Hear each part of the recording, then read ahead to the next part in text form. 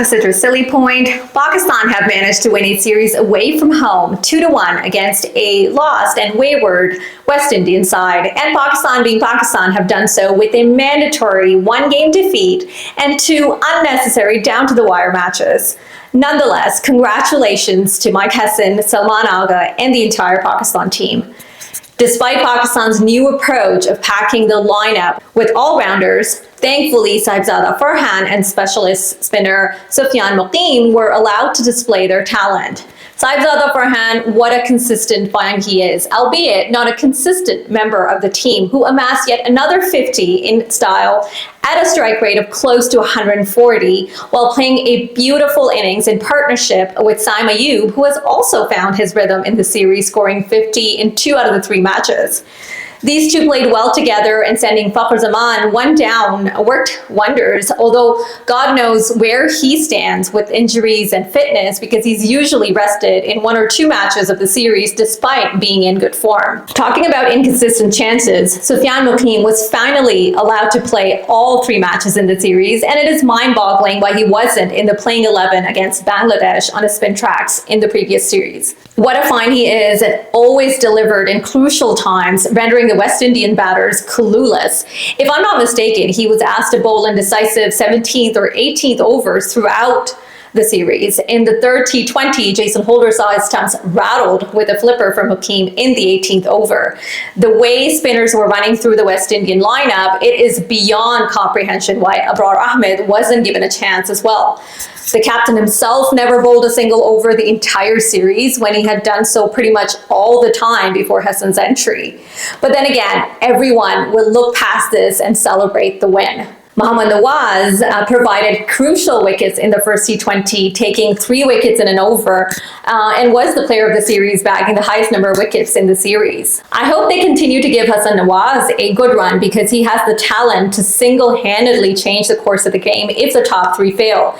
In the second T20, if it wasn't for his 40 runs, along with Salman Ali Agha, Pakistan were nowhere near posting a respectable total. Mohammad Haris remained his wayward self this series, but only coach and captain know why he was sent at number 8 in the opening match, and that too after Faheem Ashraf. Someone please explain the reason why Faheem Ashraf was included when he didn't bowl more than 4 overs in the whole series.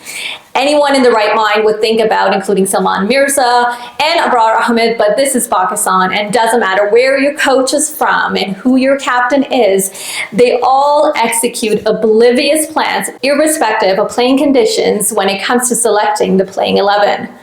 Salman Mirza, who performed well in the previous series and was in good rhythm, and this was a golden opportunity to test his abilities in away conditions, but he was overlooked. We saw the return of Shaheen Afridi, who bowled all right despite not being able to defend 8 runs in the final over of the second T20. And since returning to form and playing in rhythm means nothing in Pakistan, Shaheen was then benched in favor of Hassan Ali in the final T20, who conceded the most runs amongst Pakistani pacers in the series. The games were won on the backs of spin bowling, but Faheem Ashraf was a consistent member of the playing 11 the whole series, and I wonder if they have completely forgotten about Mohammad Wasim Jr. The West Indian side, on the other hand, is quite literally living in another parallel world. They have no one to blame but themselves for the debacle that unfolded in the series. In the final T20, they chose to send Rawson Chase to chase, and chase is what he could not do over Moti, Jason Holder, and Romario Shepherd, all of whom were in form and played better than him in the previous matches. Chase ate up the deciding over in some, and was then asked to retire with fewer balls left to reach the target, putting pressure on the remaining batters.